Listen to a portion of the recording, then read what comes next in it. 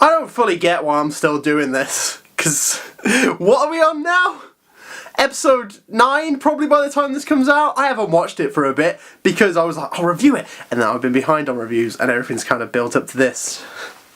But you know what? I've made a commitment and I'll stick to it because that's the kind of person I am. So I'm going to try and finish Promised Neverland, and then, you know, maybe I should hold off on weekly reviews for a bit until I can actually nail weekly reviews.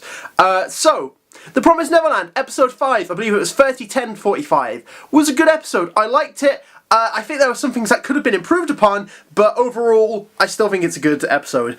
So the main kind of chunk of this episode, the first half, really is the conversation between Norman and Ray. And I've got to say, I really like Norman now. I think any kind of resentment I had towards Norman and preference towards Ray is like me personally, and it's my fault more than anything, because I keep comparing this show to Death Note, because when I think of shonens that are smart, I think of Death Note. And Promised Neverland is focused on brains, so I'm like, okay, Death Note, that's what I'm comparing it to, and I shouldn't be, because that's probably also why, because obviously the main characters, Light and Elf, are kind of similar to Ray and Norman. Instead, we've got like a scruffy smart one who's kind of out there and a bit weird, and we've got a smart one, like just a apparently smart one, like, you know, this neat smart one who's very calm and nice and keeping it together. So in my head, I'm like, right, that's Light and Norman, and that's Ray and El, and I adore El. El's one of my favourite characters. I love him so much.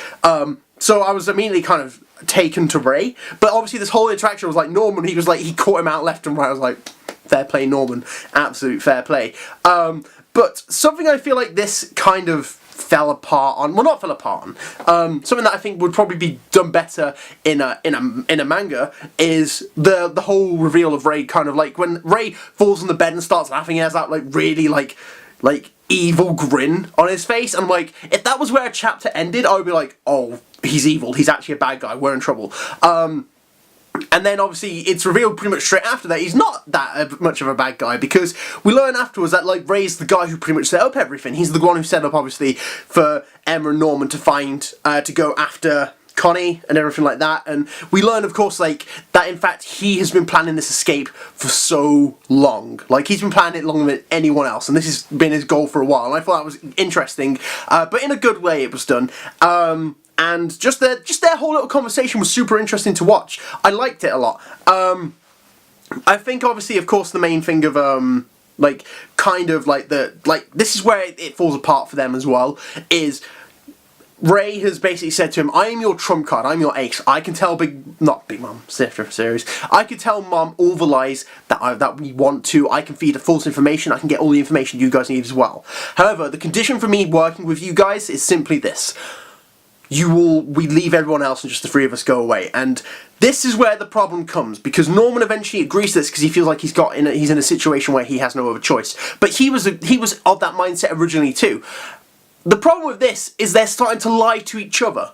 And as long as they're lying to each other, there's no way they're going to make it out successfully to me, because look, in this kind of situation, you can't have like all these multiple factions. It's got to be you guys and them, because if they're lying to each other, there's no way this escape's going to be successful, because people are going to just, you know, backstabbing, and like, what's going to happen? They're like, Emma will have to like learn to live with it. Do you think everything we've seen from Emma, like from what I've seen of Emma, and like hopefully what they've seen from Emma in their like years of living with her, they think that she'd be okay with this in the slightest? And from the very beginning, she's been like, no, everyone or no one. That's her whole attitude. So if you go with just those three, if those three escape, do you think she's going to be okay with that? Do you think she's going to be like, whatever, we'll move on? She's going to be destroyed by that. You're going to break her, and she's not going to be the same person you knew before. That's what I take from this in any case. But I'm sure, as Emma is the main character, she's going to have some kind of plan and make it go like, no, we're all escaping kind of thing. And like, that's kind of where I see it going. But in any case, like that whole end of the interaction where, like, you know, Ray leaves confidently and Norman leaves and like sits there defeated because he's like, what do we do? You know, it's good because it kind of changes over time, and maybe it's something to do with, like, obviously I just said, like, you know, I think Emma's got a plan, but maybe, you know, Norman's like, Ray's not actually gonna let this happen, and Ray kind of himself is like, damn, I don't think I can let it. So maybe that's what's going through the head, I don't know, because obviously, you know, Norman at first, like, Ray's leaving smoke, he's like, I've won, I'm the best, like, you know, we're gonna get out of here okay, and I'm gonna be okay, and, you know, we're gonna live. But he kind of, it's obviously when he looks at the picture, he's like, because he's betraying his friend, like, he cares for Emma because they've been friends for years, and obviously, like, you know, he's been the traitor for a while, but that doesn't mean, obviously, he cares for them because he's still like, we can escape from here. And maybe that's kind of what Norman has realised as well, is like, we can probably still get away with this. And, you know, obviously, I suppose, like, the nightmares coming through of, like, you know, yeah, the flowers are representing, like, their time of, like, you know, their flowers that are being picked when they're most beautiful from the opening. So, like, when, obviously, Norman's in his dream, like, they're all dead and then the flowers are popping up out their bodies, representation of that. Yeah. So they also had to go at the secret meeting, and I did quite like how Norman just go, like, Ray's like, oh, I'm the traitor. And then they talk about it. But Emma, I loved Emma in this bit where she's always like, oh, well, don't, like, you know, well, you're the traitor, that's fine, but Ray, and she, like, grabs his hand, like, don't ever do that again. You're no longer alone. And it was a mix of her going, like, you know, listen, we're friends, you can count on us, but don't you backstab us ever again. And it's just, like, this great moment. Good. I panicked, I thought the mic wasn't on. Yeah, and I loved that Emma moment. It was great. And then, of course, they talked to Don and what's the other girl's name? Damn, I can't remember. It's been a while. Yeah, I've literally just skimmed through the episode about 5 minutes ago, but I didn't check her name. Put her name down below, Matt. They talked to them about obviously I can't say Big Mom. Mom's secret room. Isabella? I think it's Isabella. Yeah, their secret room that she's got, and like they figure out where it is, but they don't go after it. And then, like, you know, Don is very much like, and then Don decides to do the stupid thing and go try and find the room, which is good. I get it's not good. It's stupid. He shouldn't have done that. Like, he shouldn't have done that mostly because more than anything, like, words.